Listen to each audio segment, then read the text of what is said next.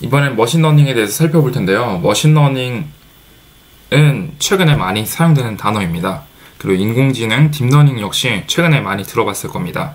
이때 인공지능하고 딥러닝, 그리고 머신러닝이 어떻게 다른지 간단하게 살펴보고 지나가도록 하겠습니다. 인공지능이란 사고나 합스 등 인간이 가진 지적 능력을 컴퓨터를 통해 구현하는 기술로서요. 만약에 컴퓨터가 인간을 통해서 작동하지 않고 어떤 설계된 프로그래밍을 통해서 직접 작동을 한다면 모든 것이 인공지능이라고 할 수가 있는 거죠. 그래서 어떤 프로그램에 설계돼서 자연풍을 한다든가 선풍기가, 아니면 그 로봇 청소기가 직접 자동적으로 알아서 청소를 한다든가, 그런 모든 것들 역시 인공지능이라고 할 수가 있는 거죠. 하지만 우리가 생각하는 인공지능은 기본적으로 어떤 사람과 동일한 모습을 취하고 있는 인공지능을 생각하고는 하는데요. 그런 것들 역시 인공지능에 포함되어 있는 연구 분야인 것이고, 기본적으로의 개념은 사고나 학습 등 인간이 가진 지적 능력을 컴퓨터를 통해 구현하는 기술. 그러니까 사람의 개입이 최소화된 상태를 얘기할 수 있습니다. 그리고 머신러닝은 인공지능의 분야의 하나에 속해 있는 집합이라고 생각하면 되겠죠. 그래서 여러분들이 집합을 공부했겠지만 이렇게 큰 집합이 있으면 그 내의 집합으로서 머신러닝이 있다고 할 수 있겠죠. 그래서 머신러닝은 컴퓨터가 스스로 학습하여서 인공지능의 성능을 향상시키는 기술의 방법 중 하나라고 얘기할 수 있습니다. 그래서 어떤 데이터들을 컴퓨터에게 입력해주면 그런 데이터들을 학습해서 컴퓨터가 어떤 스스로 지적 능력을 수행하게 되는 것이죠. 그러니까 기존의 인공지능에서도 룰 베이스 방식이 있습니다. 룰 베이스 방식은 사람이 직접 모든 것들을 규칙을 만들어주는 것이죠. 예를 들어서 우리가 삼각형, 사각형, 원형, 이 세 가지의 도형이 있습니다. 이 세 가지 도형을 분류하기 위해서 해야 될 것은 삼각형은 각이 3개, 사각형은 각이 4개, 원형은 각이 아예 없죠. 그래서 이것들 3개를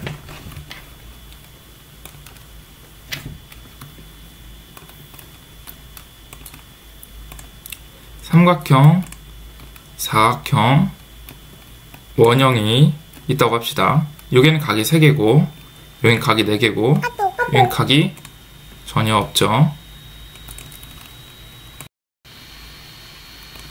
각이 전혀 없죠. 그래서 이것들에 대해서 컴퓨터에게 알려주면 컴퓨터는 삼각형, 사각형, 원형을 잘 이해를 할 건데, 이게 점점 복잡해지면 복잡해질수록 이것들을 직접 규칙을 만들어내려면 매우 많은 시간과 비용들이 많이 들죠. 그렇기 때문에 하는 방법들이 바로 머신러닝인 것입니다.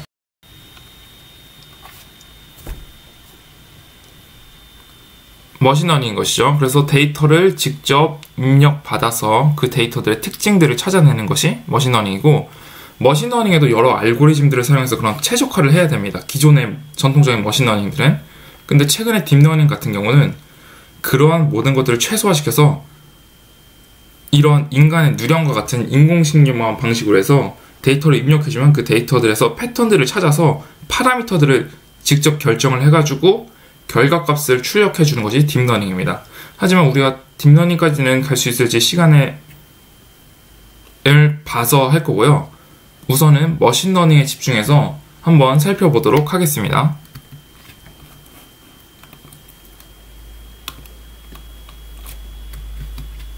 인공지능의 이런 개념들이 있죠. 본능적이나 자동적으로 행동하는 대신에 생각하고 이해하여 행동하는 능력, 지능이 이런 의미를 갖고요. 그리고 인공지능이라면 인공지로 만든 지능인데 이런 속성을 가진 인공적인 지능이겠죠. 그리고 튜링 테스트는 어떤 튜링이라고 AI에서 중요한 사람으로 여겨지는 사람인데, 이 사람이 인공지능하면 이런 식의 능력을 갖고 있어야 되지 않을까라고 해서 만든 것이 튜링 테스트입니다. 그래서 사람이 이렇게 벽이 가려진 곳에서 컴퓨터와 사람이 있는데 이 컴퓨터와 사람이 구별을 못하면 그것을 인공지능이라 할 수 있다라고 했던 거죠. 근데 이런 것들은 뭐 문제가 많이 생겼다 해서 새로운 튜링 테스트도 만들기도 하고 그것을 더 지나서 최근에는 다른 더 많은 테스트들이 생겼죠. 그리고 인공지능으로는 다트머스 컨퍼런스에서 존 메카시에 의해서 AI 용어가 제안되고요. 뭐 이것이 기본적으로 많이 사용되는 인공지능에 대한 개념이라고 할 수 있겠습니다. 그래서 인공지능이라는 용어가 최근에 많이 사용되고 있죠. 그리고 머신러닝이라는 것은 다시 한번 정리해보면 기계학습 또는 머신러닝은 기계학습은 머신러닝의 한글말이고 기계학습은 영을 번역하면 머신러닝이 되는 것이겠죠. 어쨌든 기계학습 또는 머신러닝은 인공지능의 한 분야로 컴퓨터가 학습할 수 있도록 알고리즘과 기술을 개발하는 분야를 말합니다. 그래서 주어진 데이터를 통해서 입력 변수와 출력 변수 간의 관계를 만드는 함수 f를 만드는 것이죠. 그러니까 우리가 저번에 y는 fx에 대해서 수학 때 배웠을 겁니다. 근데 이 단순히 이것을 쉽게 시수식으로 표현한 거고 이 f에 대한 알고리즘이 무엇이냐가 중요하게 되는 거죠. 하지만 기본적인 이 수학 개념을 잘 이해하는 것이 매우 중요합니다. 그래서 이 데이터가 들어갔을 때 이 데이터의 값과 y 값은 전혀 다르죠. 근데 우리는 y 값을 알기 원하는 것이죠. 그래서 어떤 예측을 해야 되니까요. 그래서 이 알고리즘을 통해서 이것을 계산했을 때 y라는 값이 나온다 라는 것이 중요한 개념입니다. 그래서 머신러닝에서도 회귀 분석이 선형 회귀 분석이 가장 기본적인 알고리즘으로 다루어집니다. 그래서 주어진 데이터 속에서 데이터의 특징을 찾아내는 함수 f를 만드는 것이 중요한 머신러닝이죠. 그렇다면 머신러닝으로 할 수 있는 것들이 무엇이 있을까요? X의 고객들의 개인정보 및 금융 관련 정보를 대입해서 이 사람들이 언제 대출할 건지 그리고 대출 연체자가 누구인지를 탐지할 수도 있을 것이고요. 그리고 게임 유저들의 게임 내 활동 정보를 통해서 이 사람이 게임을 이탈할지 아니면 뭐 이탈하지 않을지에 대해서 분석을 하는 거죠. 그리고 숫자 손글씨 데이터 같은 것도 요즘에는 많이 그 손글씨 데이터 많이들 사용하죠. 그래서 이런 손글씨를 인식해서 뭐 숫자 라벨 같은 걸 인식하는 것들 그리고 상품 구매 고객의 특성 정보를 따라서 뭐 이런 식으로 이런 집단에는 어떤 광고 상품을 내보내야 되고 그리고 이 집단에게는 언제 이런 쿠폰을 줘야지 라는 특징들을 만들어낼 수 있겠죠. 그래서 요즘에 페이스북 같은 거 들어가면은 우리가 어떤 클릭만 하면은 그 관련된 상품들을 계속적으로 막 비슷하게 막 끊임없이 보내주죠. 그래서 매우 피곤하기도 한데 뭐 페이스북에서 보니까 어떤 사람 같은 경우는 자기가 사고 싶은 물품을 찾아보기 힘드니까 미리 그걸 한번 검색하는 거죠. 그러면 그거 관련된 상품들이 계속 검색되니까 그런 식으로 사용하는 경우도 있다고 하더라고요. 어쨌든 그런 식으로 고객의 특성 정보를 받아서 새로운 데이터를 예측하거나 분집하는 경우도 있고요. 그리고 고객들의 상품 구매 내역을 잘 확인을 해서 그것에 대해서 이 사람들은 우리 매장은 사람들이 이런 것들을 많이 사는구나 라고 분석을 해서 매장 내 상품의 진열을 바꾸는 것이죠. 그럼 그런 사람들이 더 많이 사겠죠. 그런 식으로 추측할 수도 있고요. 이 부분 앞에서 설명한 부분과 비슷하죠. 그리고 SNS 데이터 및 뉴스 데이터 해서 어떤 뉴스를 많이 보는 사람이면 그 관련된 뉴스들을 계속 보여주는 거죠. 그래서 유튜브 알고리즘도 이와 유사하죠. 유튜브나 넷플릭스. 그래서 이런 식으로 해서 데이터를 분석하기 때문에 관련된 정보들을 계속 보는 알고리즘들이 발생하죠. 그럼 F란 무엇일까요? F를 구하기 위해서는 입력 변수와 출력 변수가 필요한데요. 그러니까 X와 Y가 필요한 거죠. 그리고 그러니까 P개의 N개의 입력 변수가 있죠. 그러니까 어떤 데이터들이 수십 개에서 수백 개, 수만 개에 따르는 많은 빅데이터들이 있습니다. 그 빅데이터들이 있을 때 이 빅데이터의 관계를 만들어서 Y값을 찾아내는 거죠. 그래서 학습 데이터와 테스트 데이터, 그러니까 발리데이션 데이터가 생기는 거죠. 그래서 그 데이터셋을 학습 데이터를 기준으로 해서 트레이닝 데이터셋이 있고 이 트레인 데이터셋에서 어떤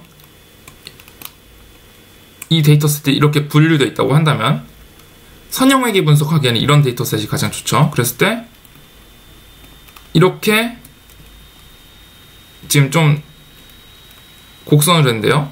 직선으로 만약에 데이터가 셋이 한 번에 잘 분류된다고 하면 가장 이 데이터들 간에 최소 제곱 오차가 발생하는 그 선을 그을 수 있으면 그것이 바로 y의 값을 구하는데 중요한 점이 되겠죠. 그러면 y는 여기 어딘가에 있으면 이 값을 가장 y 0에 달하는 y 오차가 가장 0에 달하는 값을 찾을 수 있겠죠. 그래서 하나의 값만 찾는 것이 아니라 수많은 값들을 찾을 수가 있게 되는 것이죠. 물론 하나의 선으로 해결이 안 되기 때문에 비선형 회귀 분석 같은 문제들의 방법들이 나오게 되는 것입니다. 근데 하지만 결국은 이건 역시 미분을 통해서 선을 여러 개로 쪼개는 일들이 되는 것입니다. 이 부분에 대해서 나중에 얘기를 할 수 있으면 좀 더 얘기를 하도록 하겠습니다. 그래서 우리 어떤 데이터 전체를 예측을 하고 싶어요. 모집단 전체를. 근데 모집단 전체를 예측하는 건 역시 이 데이터들 전체 다 알 수가 없어요. 그럼 F란 무엇일까요? F란 우리가 어떤 데이터들을 볼 때 이 데이터들을 다 알 수가 없어요. 이런 데이터는 10만이? 구글만이 알까요? 혹시 어쨌든 10만이 알겠죠. 이 y는 정확히 y가 fx 되는 값에 대해서 fx가 y가 되는 값에 대해서. 그러니까 우리가 예를 들어서 뭐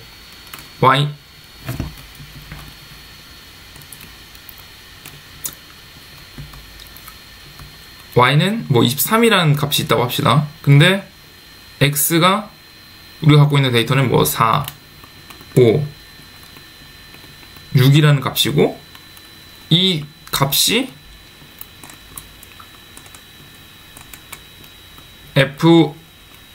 이 알고리즘을 통해서 23을 추출해야 되는 거잖아요. 근데 이것을 추출하는 것은 정확한 값은 거의 알기 힘들어요. 지금의 알고리즘으로도. 그래서 어떻게 추출하느냐, 이 통계적인 것이죠. 그래서 어떤 유사값을 이렇게 표현을 해주는데요. 그래서 이 전체 데이터가 아니라 이 학습 데이터를 찾아내는 거죠. 이 학습 데이터의 값에 알고리즘을 더했을 때 최소 제곱 오차를 통해서 23에 가장 가까이 가는, 그러니까 23과 무한히 가까운, 그래서 22.999999와 같은 거의 23과 유사한 값을 만들어내는 것이죠. 아니면 23.0000000000과 같은 값을 만들어내면 23과 유사하다고 볼 수 있는 거죠. 이런 원리로 최소 제곱 오차를 통해서 가장 y값과 유사한 값을 찾아내는 것이 회귀 분석인 것입니다. 그래서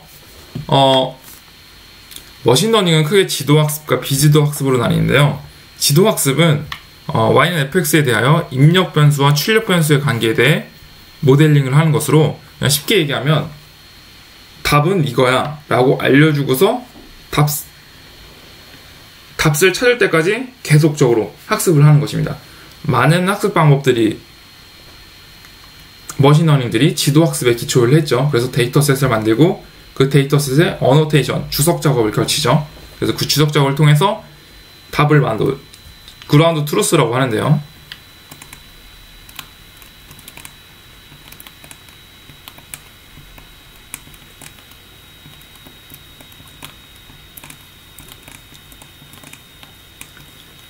그라운드 트루스라고 하는데요. 이 GT 값에 가장 유사한 값을 만들어내는 것이, 이런 식으로 가장 가까운 점에다가 점을 찍어주는 것이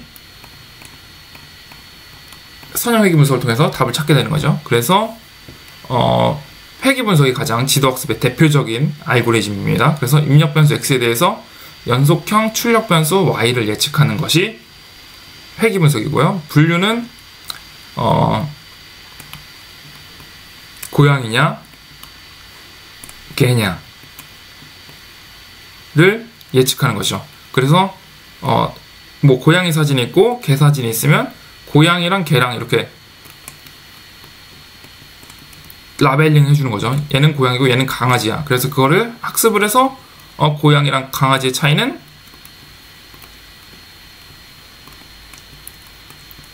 뭐 이런 식으로 돼 있으면 고양이,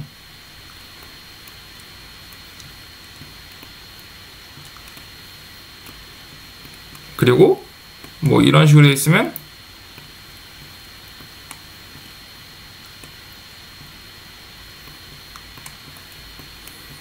뭐 강아지라고 분류를 하게 되는 거겠죠. 그래서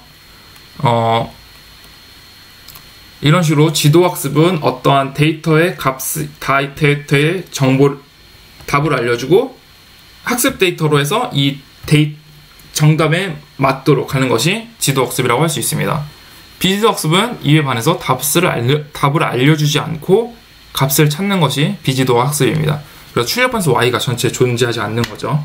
그래서 입력 변수 x 간의 관계에 대해서 모델링하는 것입니다. 그래서 군집 분석이나 PCA 같은 것들이 가장 많이 사용되는 비지도 학습인데요. 그러니까 나중에 붓꽃 데이터 가지고 많이 하는데요. 이런 식으로 모델링을 하는 거죠. 그래서 회귀 분석 같은 경우는 회귀 분석도 여기에 사용되는 것이라고 할 수 있는데요. 회귀 분석보다 좀 더 다른 여러 군집단을 만든다고 할 때 사용되는 방법인 거죠. 그래서 이 집단과 이 집단 간에 서로 차이들이, 예를 들어서 이 데이터는 0에서 6까지의 데이터들이 A 집단이다. 그리고 6에서 12까지, 그리고 0에서 8까지인 데이터 집단은 B 집단이다. 그리고 6에서 12까지, 그리고 0에서 12까지인 이 교차하는 것은 C 집단이다 라고 하게 되면 데이터가 완성이 되는 것이죠. 이렇게 되면 C 집단, 군집을 분석하는 것이고, 독립변수들의 차원을 축소해서 최대한 축소해서 그 데이터들 간의 특성을 분석하는 것이 PCA입니다. 그리고 강화학습은 많이들 알겠지만 뭐 강화학습을 통해서 게임을 해보게 하는 것도 있죠. 그리고 뭐 보셨는지 모르겠지만 슈퍼마리오가 계속 몇백 번 학습을 하게 되는 거죠. 그래서 학습을 해서 통과하면 점수를 주고 통과하지 않으면 점수를 안 주고, 그런 식으로 해서 점수를 주면은 컴퓨터가 점수를 주는 방법으로 계속 답을 찾아가는 거죠. 그래서 결국은 보상을 통해서 인공지능이 답에 가까이 갈 수 있도록 만들어주는 것이 강화학습이라고 할 수 있습니다. 그래서 수많은 시뮬레이션을 통해 현재의 선택이 먼 미래의 보상이 최대가 되도록 학습, 그러니까 가장 많은 보상, 그러니까 슈퍼마리오가 있는데 슈퍼마리오가 여러 장애물들이 있겠죠. 이 장애물들을 통과해서 깃발에 도달하면 가장 높은 점수를 받겠죠. 이렇게 보상을 받을 수 있도록 계속 학습을 하는 거죠. 그러면 나중에 인공지능이 무조건 이 학습된 데이터 세트를 찾아가도록 노력을 하겠죠. 이런 식으로 만드는 것이 강화학습이라고 할 수 있습니다. 선형회귀 분석은 앞에서도 얘기했지만 독립변수와 종속변수가 선형적인 관계가 있다는 가정하에 분석을 합니다. 그리고 직선을 통해 종속변수를 예측하기 때문에 독립변수의 중요도와 영향력을 파악하기가 매우 쉬운 것이죠. 그래서 이러한 것들은 편차고요. 그래서 뭐 이게 여기서 시작돼야 되고 이거는 뭐 이만큼 위에서부터 시작돼야 된다. 그런 것들 편차들을 주게 되는 거죠. 그래서 이 선을 찾아내는 것. 그래서 이 선을 찾아내서 뭐 데이터를 분류할 수도 있고요. 이런 데이터들 집단이 있으면 이건 B 집단이고 이건 A 집단이라고 합시다. 그러면 여기를 분류하면 집단이 잘 분류가 되겠죠. 아니면 가장 이 선에 가까이 많이 있으면 데이터셋들이 가장 예측하기 좋은 거잖아요. 여기에 이런 식의 데이터가 있을 수가 있겠죠. Y의 데이터가. 그럼 이 Y 데이터를 선형 회귀 분석 선을 그었을 땐 쉽게 예측을 할 수 있는 거죠. 그런 식으로 선형 회귀 분석을 사용합니다. 하지만 선형 회귀 분석의 문제점은 아까 전에도 봤지만 이런 데이터셋들 같은 경우는 선형으로 해결할 수 없고, 그리고 이런 군집 같은 경우도 데이터를 선형으로는 해결할 수가 없죠. 선을 여러 개 그어야 되는 거니까요. 그래서 이런 문제를 하나 해결하는 하나의 방법이 의사결정 나무입니다. 그래서 의사결정 나무는 독립변수의 조건에 따라서 종속변수를 분리되는 거죠. 그래서 비가 내린다? 축구를 하지 않는다. 그러면 뭐 써니일 땐 플레이하고 레인일 땐 축구하지 않겠죠. 사람들이 뭐 그런 식의 예측들을 하는 거죠. 그래서 이때 또 뭐 구름이 많아? 바람이 많이 불어? 그러면 사람들이 축구를 한다? 안 한다? 그런 식으로 해서 어떠한 그 데이터의 여러 가지 종속 변수들을 만들어서 그것을 여러 번 해가지고 결과값을 만들어내는 것이죠. 하지만 뭐 여러분들도 보기 이해하기 쉽겠죠. 하지만 너무 그 값의 최대한 종속 변수를 일으키다 보니까 오버피팅이 잘 일어나는 현상이 발생을 하게 됩니다. 오버피팅이란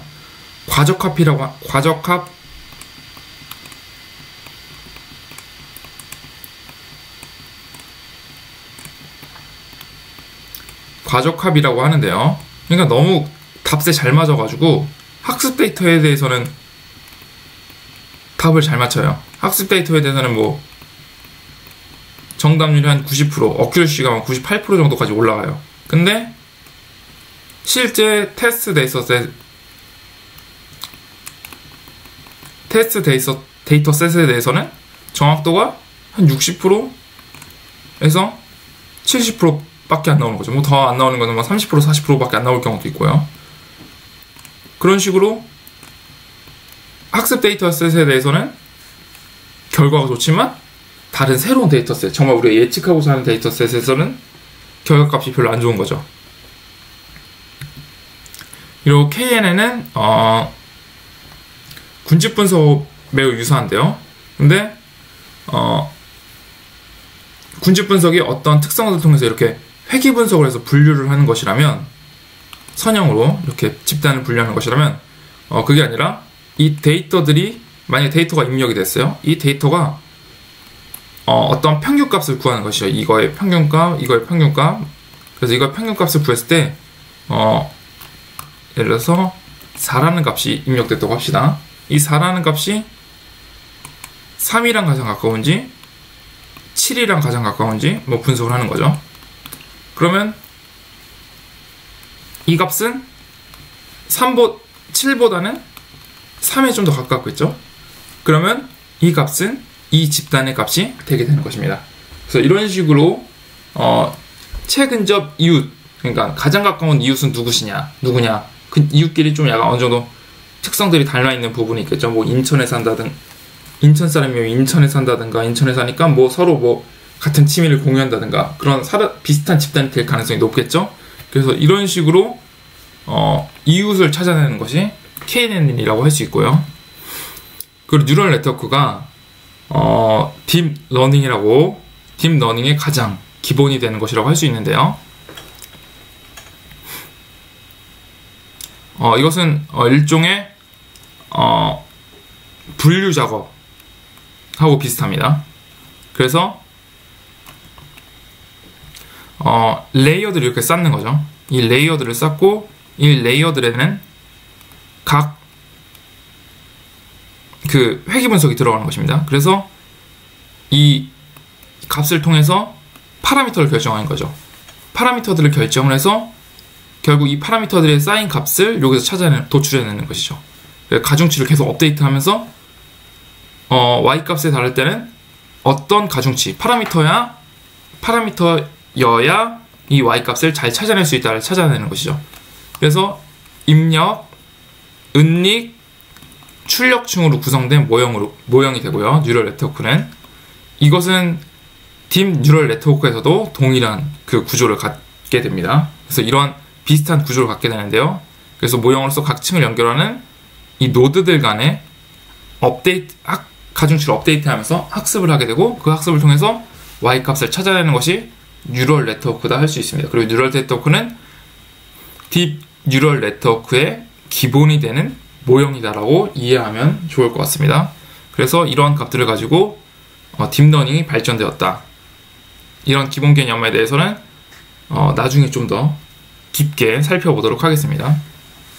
그리고 SVM은 클래스 간의 거리가 최대한이 되도록 이 디시전 바운더리를 만들어주는 것이죠. 그러니까 이 값들하고 사이에 너무 좁으면 이것들을 분류하기가 힘들겠죠. 그래서 이 값들 간의 분석을 통해서 이 값이 최대한이 되도록 하는 거죠. 그러면 이 값이 최대한 멀어졌기 때문에 분류가 더 잘 되는 것이죠. 예를 들어서 지금 이 3차원 공간의 데이터들이 있다고 합시다. 3차원 데이터 공간에서는 이렇게 하거나 이런 식으로 선형 분석을 할 때 어디에도 해당이 안 되는 거죠. 하지만 두 군집은 분명 분류를 해야 되는 건데, 근데 3차원으로 해서 보면 이 데이터 이렇게 공간들이 발생하는 거고, 이 공간에 대해서 이것들을 넓혀주면 이 데이터 간의 특성들이 정확하게 보이게 되는 거죠. 그래서 이 선을 긋는 것이 SVM이라고 할 수 있습니다. 나중에 실습을 통해서 좀 더 살펴보도록 할 텐데요. 앙상블 러닝은 여러 개의 모델을 결합하여서 사용하는 모델인데요. 랜덤 포레스트 같은 것이 매우 유명합니다.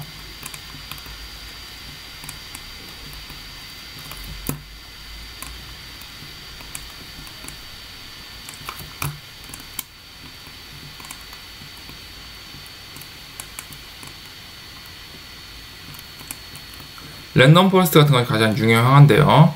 그러니까 아까 디시전 트리는 하나의 나무라면 이 트리들이 여러 개 뭉쳐서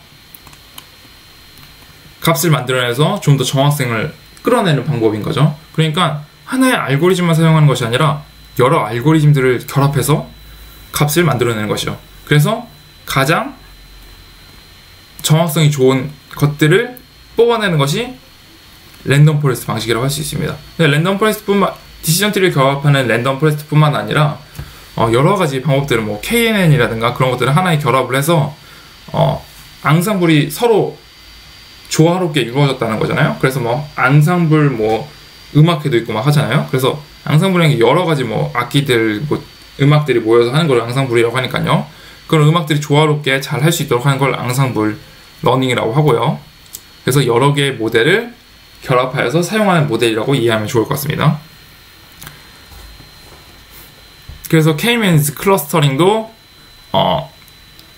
최근 접 이웃과 비슷한데 여기에는 데이터 라벨이 없이 데이터의 군집으로 K개를 여러 개를 생성하는 것을 K-means 클러스터링이라고 할 수 있습니다. 그리고 최근에 비지도 학습에 있어서 가장 중요한 게 GAN인데요. GAN은 Generative Adversarial Network라고 적대적 생성 네트워크라고 할 수 있습니다. 그래서 데이터의 특징을 탐색해 새로운 데이터를 만들어내는 것. 그러니까 지금 계속 강조를 하는 것이 학습 데이터를 얘기를 하고 있는데요. 머신러닝에 있어서 중요한 건 학습 데이터입니다. 이 학습 데이터를 어떻게 만들어내느냐, 어떻게 쌓았느냐가 가장 중요한 핵심이겠죠. 근데 최근에 인터넷의 발달과 뭐나 SNS 그리고 여러 가지 노력들로 인해서 많은 데이터셋들이 쌓여있기 때문에 머신러닝을 하기에 가장 최적의 시기가 된 거죠. 근데 그럼에도 불구하고 데이터셋을 만드는 건 항상 어려운 일입니다. 그래서 데이터셋을 어규멘테이션 하는 것이 증가하게 만드는 것이 하나의 중요한 노력 중에 하나인데요. 그런 노력에서 만들어진 것이 GAN이라고 할 수 있습니다. 하지만 이 GAN을 사용해서 더 많은 것들을 하고 있는데요. 그러니까 실제 데이터가 있고요. 이 실제 데이터에는 어떤 데이터라는 걸 알려주지 않습니다. 다만 이 데이터에 대해서 얘가 계속 학습을 하는 거죠. 그래서 처음에는 이 값을 줄 때 이 값으로 주는 것이 아니라 그냥 임의의 값을 주는 거죠. 임의의 값을 줘서 이 특징들을 계속 찾아내서 이 값이랑 계속 유사한 값을 만들어내는데요. 여기 판별자라는 게 있습니다. 이 판별자가 얘랑 똑같은지 안 똑같은지를 계속 판별하는 거죠. 그래서 판별해서 이거는 가짜 사진이야 라고 판별하되면 얘는 페이크가 되는 거고, 그러면 다시 돌아와서 이거 페이크래. 근데 점수는 가장 조금 유사해지고 좀 얘가 이번에 좀 헷갈려 했어 라는 걸 계속 찾아내는 거죠. 그래서 나중에 이거를 분별을 못하면 리얼 데이터가 되는 거죠. 그래서 가장 유사한 데이터가 되는 건데, 이런 것들을 사용해서 어떤 것들을 하냐면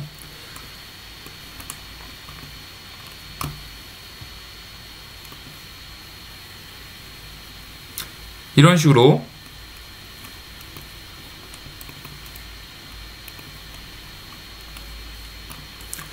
원본 영상이 있는데, 이 원본 영상을 에다가 얼룩말을 학습시킨 거죠. 그래서 이 말을 얼룩말로 변경을 시키는 겁니다. 이 얼룩말 사는 뭐 환경들이 이랬으니까, 사진들이 대부분 이랬으니까 이 사진 역시 이런 식으로 변화된 거죠. 변화된 거겠죠. 그래서 어떤 딥페이크를 만든다던가 아니면 어떤 다른 새로운 데이터를 만든다거나, 아니면 예를 들어서 옷의 매장에 사람들이 갔는데 항상 옷을 입어볼 수는 없잖아요. 그래서 이 사람이 어떤 체형을 가지고 있을 때 이런 옷을 입으면 이런 모양이 된다는 걸 가장 정확하게 만들 수 있는 데이터셋을 만드는데도 많이 사용되곤 합니다. 이렇게 해서 머신러닝에 대한 설명이 기본적인 게 끝났고요. 이번에는 한번 실습을 한번 해보도록 하겠습니다.